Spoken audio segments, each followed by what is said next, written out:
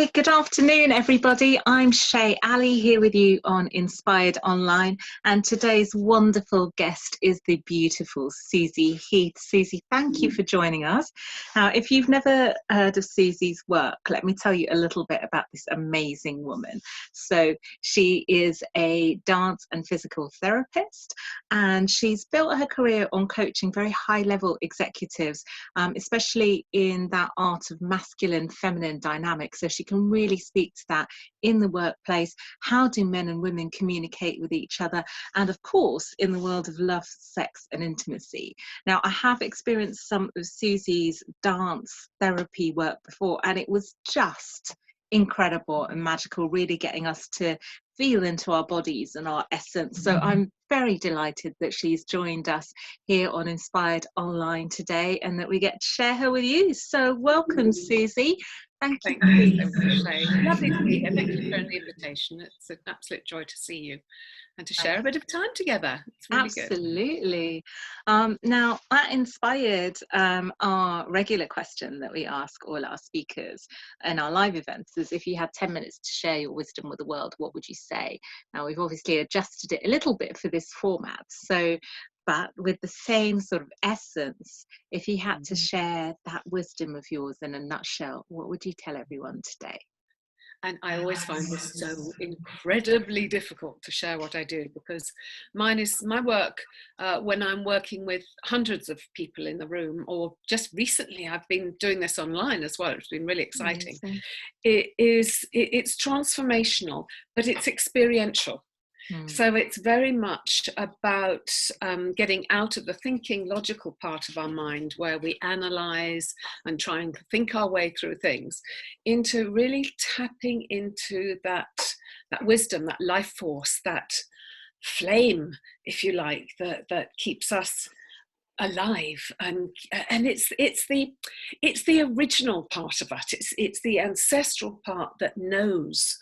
And my feeling is that we've lost connection with that so much with I mean, technology, thank God for that, because otherwise we wouldn't be able to speak here today. But we've covered up so much of who we are intrinsically with programming from, you know, the way we've been brought up, to society, to the news, to magazines, to the media, to just the news, everything.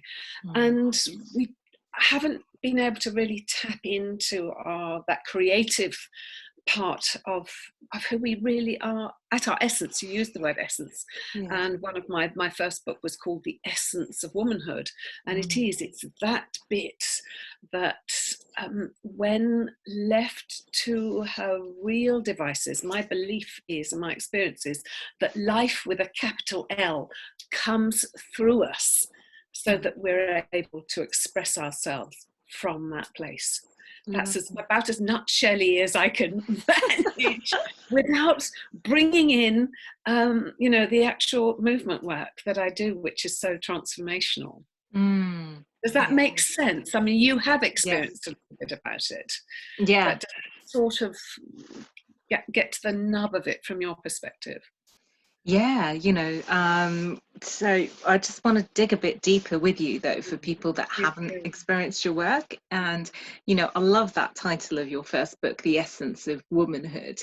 So how does a woman start going about finding her essence? I mean, obviously they can read your book, but what would you tell someone that's you know, a little bit lost and maybe wearing some very masculine masks in this world right now? And if I can, I'd like to take you to a story of two clients, actually. One came to a workshop that I was running in Amsterdam a few years ago, and she arrived with scraped back hair. Her hair was quite grey, but she wasn't of an age to have grey hair. So scraped back, greasy hair, very lackluster face. She was depressed. Her clothes were very grey. She'd just come to this workshop, which I was co-presenting with somebody else, because somebody dragged her along. And she cried, bless her heart, through all the workshop, which was really hard, because I wanted her to join in, and I was sort of encouraging her as much as I could. My workshops are all done without people speaking. Wow. So that you can get away from the cortical thinking into just trusting that the body actually, when I guide people how to move, has an intrinsic knowing. You know, I believe we're born with this knowing. So at the end of the day, she left, and I thought, well, that's the end of that. She won't come back tomorrow. The next day, she didn't turn up, but about half an hour later, after we'd started, this woman came in. I didn't know who she was. She had vibrant red hair, flowing garments, and it was her. And she said, "I'm so sorry, I'm late. I went to the market. I dyed my hair after last night. I've resigned my job. Oh my God. And I've been to the market and bought these clothes." Amazing. And it was just the beauty of that. You don't have to resign your job when you come and work with me, but it was, the joy that she was obviously feeling just permeated throughout the whole class of men and women. And she was radiant, just coming from a new place of having dropped so many of the programs. One of the exercises I do is actually peeling off physically the programs and the judgment and the self-accusation and the I should bit that we do to ourselves, the self-criticism, the self-doubt, and all those voices, and I get people to peel it off like stepping out of a wetsuit. You know how difficult wetsuits are. You know, they're a big struggle. Yes. And that's one of the things that she cried through. That was really, really hard for her. Wow. But the transformation was extraordinary. So she went from this what I would call a very masculinized presence, where it was do, got to achieve, got to do this, got to do that, got to prove myself, got to, into this more surrendered, out of control. It doesn't mean crazy out of control. It means letting go of that place of being controlled by everything and trying to hold everything in. Does that make sense? Yeah, absolutely. Where you just surrender to something which most women will know but haven't dared to do. And that was beautiful. And then we danced outside and with nature, and dancing with the smell of the flowers and the breeze and the warmth. And so being in nature is always an amazing thing. And I dance in the olive groves, and I do workshops in the sea, believe it or not, which is really extraordinary.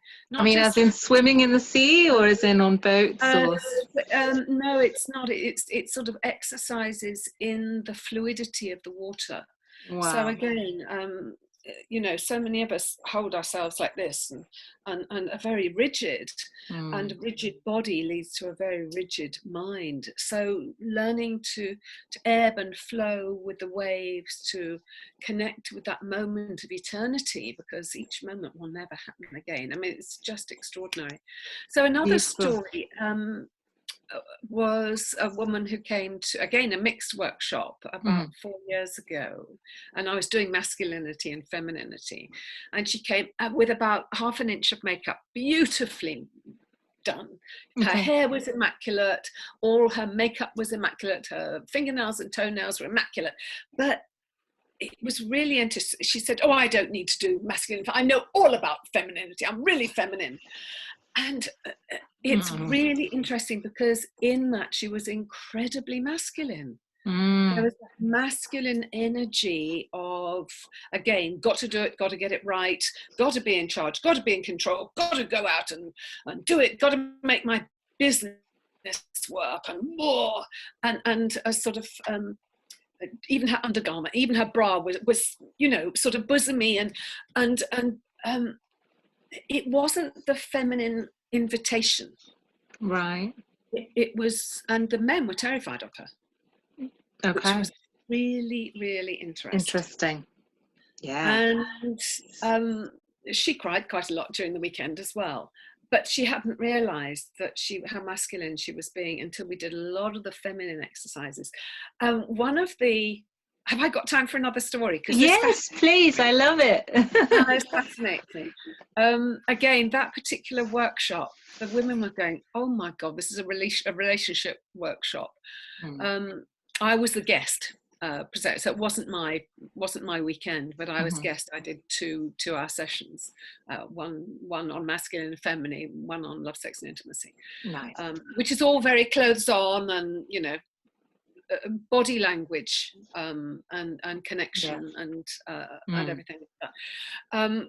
But all the women were going, "Oh God, the men are so drippy. Oh, they're really dull and drippy, and just being meh." And I get the men to really, really get into that powerful yang energy, which they were very frightened of doing. Men are frightened of their power quite often. They're frightened that they're going to be judged, that they're going to be persecuted, that they're going to be segregated, if you like, for being for having too much aggressivity. Right. But once they really got into this roaring, which is really interesting for a woman to be able to bring that out from the men, the women were almost panting. They were going, "Oh, it's kind of hot. This is amazing." And then for the women to do the yin, which is very much more an interior dance, and expressing it from that with gentleness and really almost stroking the air and expressing from that very deep, powerful place that we often don't go because life's too busy. We don't stop enough to go in and feel our feelings. But from being these rather aggressive, tight business leader women, they softened, and the men cried. The men cried watching these women. It was so heartwarming and heart-opening, seeing the new dynamic that emerged just with a few exercises. But this is all done to specific pieces of music that I choose very, very carefully. Mainly music that doesn't have words, because words take us straight back to the brain again. So thank you for letting me share those stories. That's all right. It's very beautiful. Because I was going to ask you, what is the essence of masculine? And you've answered that anyway. It is daring to go down into that place, because men are incredibly protective. They become that sea wall for us to go crazy in, for us to be feminine and a bit wild and juicy and delicious, and they become that real holding space when they're given that place. If we're being ultra masculine as women and taking control all the time, there's no space for men to step up, which is why women complain a lot about men saying, "Oh, he's not masculine enough, he's not strong enough, and he's wimpy and everything," is because we've often taken over. Yeah, well, you got to let him do the thing, right? So you've got to make him your hero. Yeah, you really have got to make him your hero. And this is quite a difficult message for a lot of women, particularly when we've fought so hard to get to where we are. But when we look around the world now, we look at the president of New Zealand. Oh my goodness, amazing woman. An amazing woman. She works from this feminine power, this soft power that's incredibly powerful. She's not like Margaret Thatcher was. She's not doing the bullying. She's definitely not the Iron Lady, but hugely respected. Hugely respected. So she's really in her very powerful, what I call soft power, feminine energy. And it's beautiful. And if you look back through history, the men used to ask the women for help before they went to battle. The woman would be the muse. And again, that part has been lost. There's so much in history. When you take the good bits, obviously there's a lot of bad stuff too, but when you take the good bits and delve in and find those little nuggets of gold, it's extraordinary. Really, really powerful. So moving on from that, how can you make him your hero and her your muse? Lovely question. Hmm. I think by honouring our men more, we tend not to honour them. We tend not to admire them enough for who they are. We don't acknowledge them, because their love can come by putting petrol in the car. Not that there's petrol put in the car at the moment. Very cheap right now. Very cheap right now. Their love doesn't necessarily come in a language that we might understand, but when we start to notice the things that men do and thank them for it and give a reason for our thanking. When I'm coaching women who have got problems in their relationship, I often say, do you thank your husband or your partner for your boyfriend for what they're doing for you? And this works in same gender relationships as well, because there's always a masculine energy and a feminine energy. If there isn't, and they can swap, then a relationship flatlines. You've got to have that polarity in order to have a bit of juice there. Otherwise, it literally flatlines. And very often my clients and say, well, yeah, I say thank you sometimes. And I say, but do you say what it does for you when they do something? No, what do you mean? And I said, well, when they're taking out the rubbish, the trash, if you can manage to get them to do that, you say thank you. No, because it's his job. And well, how about thanking him for it? And saying what it does for you? Thank you for taking out the rubbish, because it means I don't have to get my hands dirty, and that makes me feel really looked after. I really appreciate it. Thank you. Wow, that would feel good, wouldn't it? It's tiny little, so giving a reason for thanking them. Thank you for driving. That makes me feel really loved and makes me feel like your queen. We don't want to be princesses. That's one of the things that we've I think had very badly a few years ago, is this idea of sort of blingy princesses. It's not a good look on us. But to own our queen means that we can call forth the king in our man. So when we make him a hero, have I got time for another little story? Please. Love it. I was at a well-known sandwich bar. Okay. I was presenting at a women's conference, one of the One Woman Conference last year. And I went to a very well-known sandwich bar. And there's a particular bar that I love called a Love Bar. And it's lovely biscuit, and it's covered in caramel and then nuts on top. And we're all going to know who you're talking about. You're going to know. And there wasn't one there. So I went to the counter and I said to this very sad looking man, I mean, he really was. He'd obviously been working so hard all day and people hadn't really acknowledged him. And he had his name. And I said, Adrian, how are you today? And he said, I said, it must be, you must be having a busy day, all these people, and they're rushing through. And immediately, his eyes lit up because I was talking to him. He was young enough to be my son, so it wasn't a flirty thing like that. But doesn't matter if it was. I was sort of acknowledging him as a man. And I said, do you by any chance have this particular bar? You'd be my hero. Ooh, if you have. Delicious. Wow. And he went, oh, hold on. And he went out the back, and a couple of minutes later he came and he presented it to me. I love that. And bless him, he gave it to me as a gift. He said, I want to gift this to you because you've made my day. Yeah.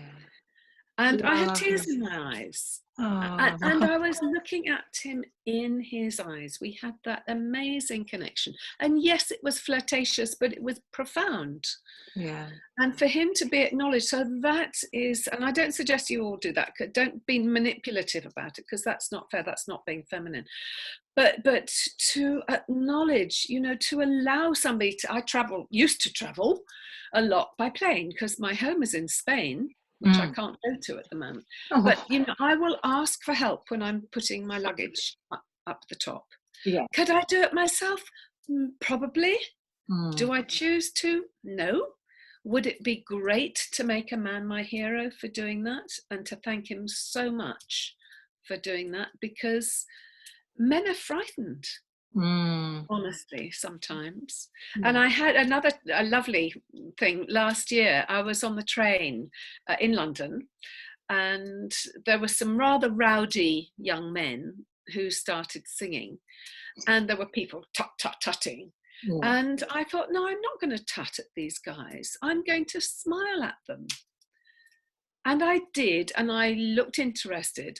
And then this guy, who must have been, I don't know, early 40s probably, knelt at my feet in the carriage and sang to me.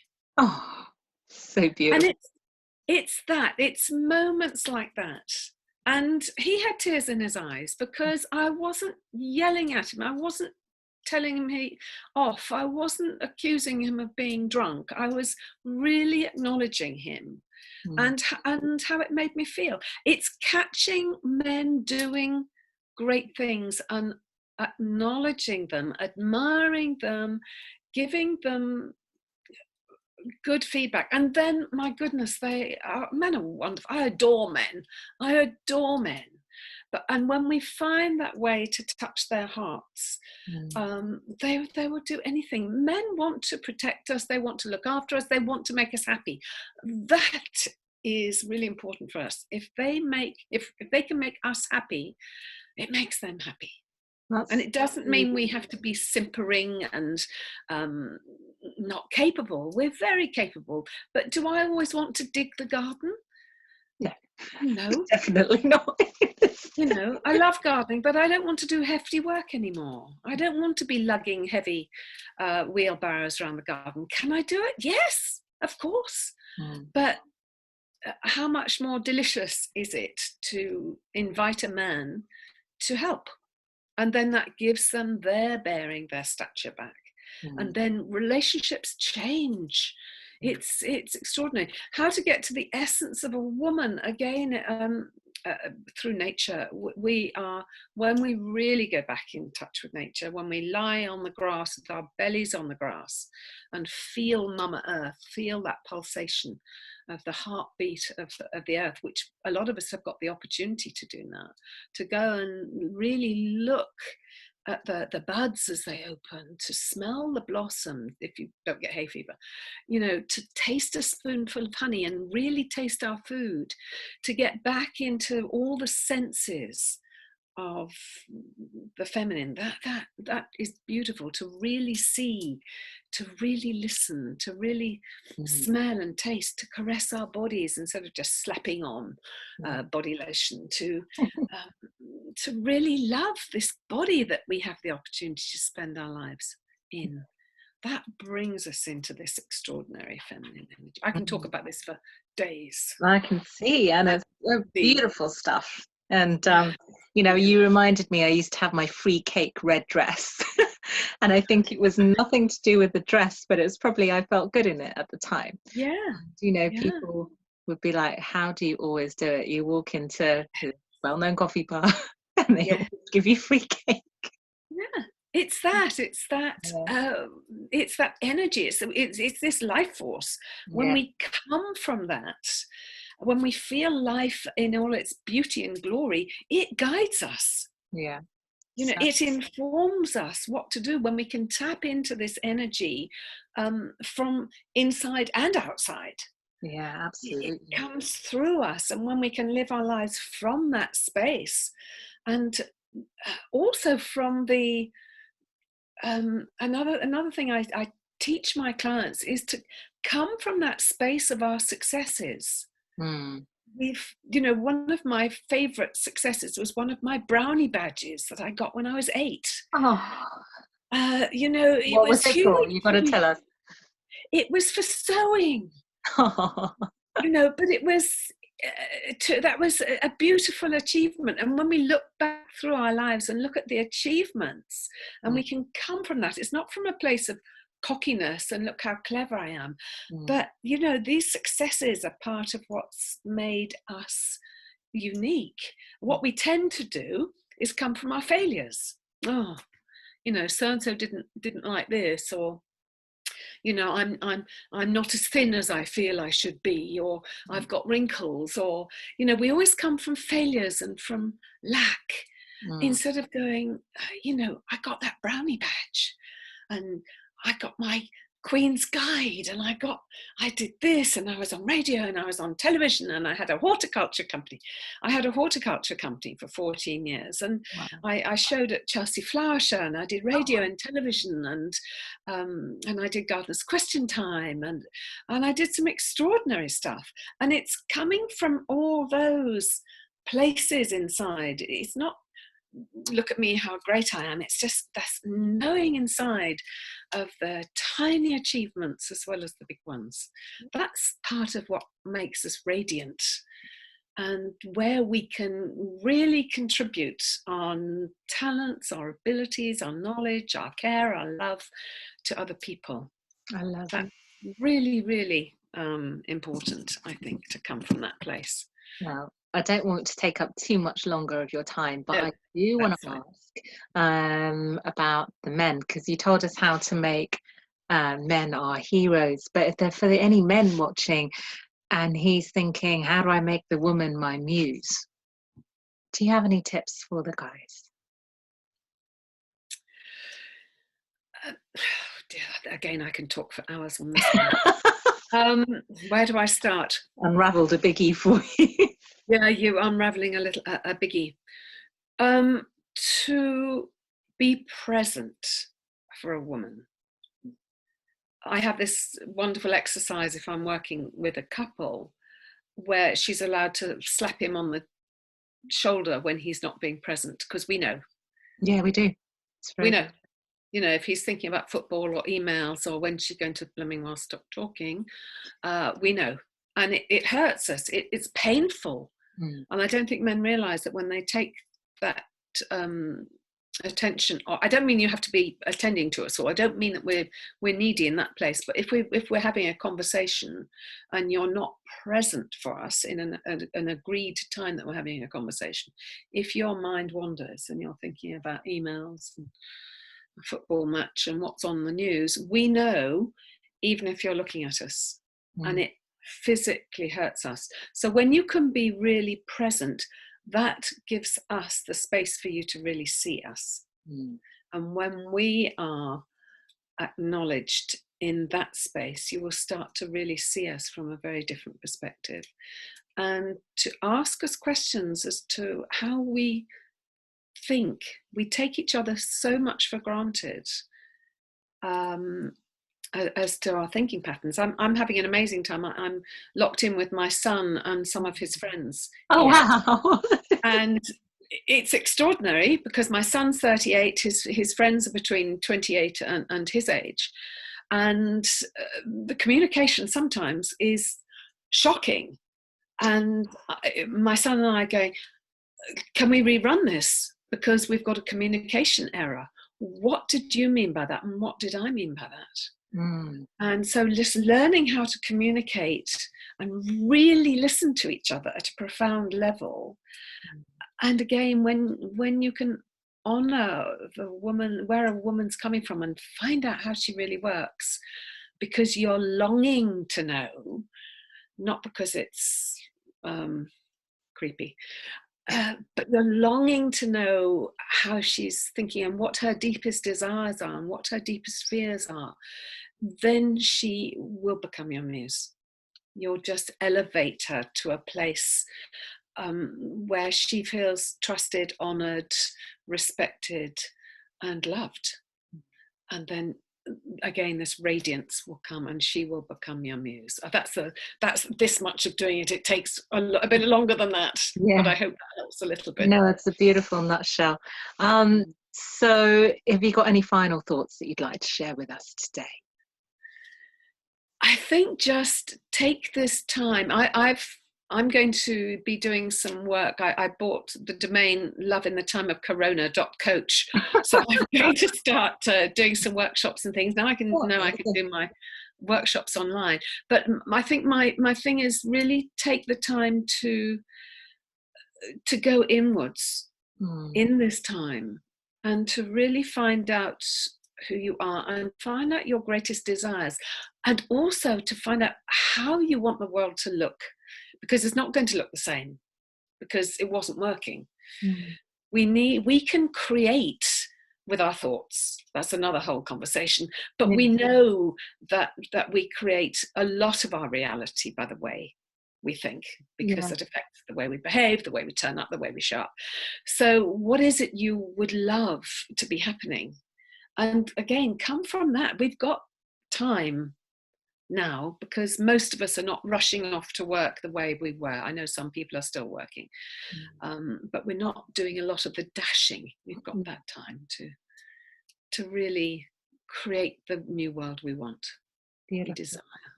Thank you so much for your time today. If our lovely audience would like to connect with you, how can they do that? I know you mentioned love in the time of Corona, but for the more immediate.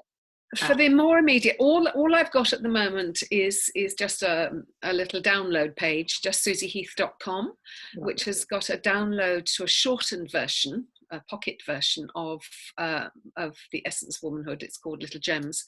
It's a lovely little nuggets out of the Essence of Womanhood, and find me on Facebook for the moment and on LinkedIn. Perfect. Just find me there as Susie Heath. Lovely. Thank you. Until the rest of it emerges. Indeed.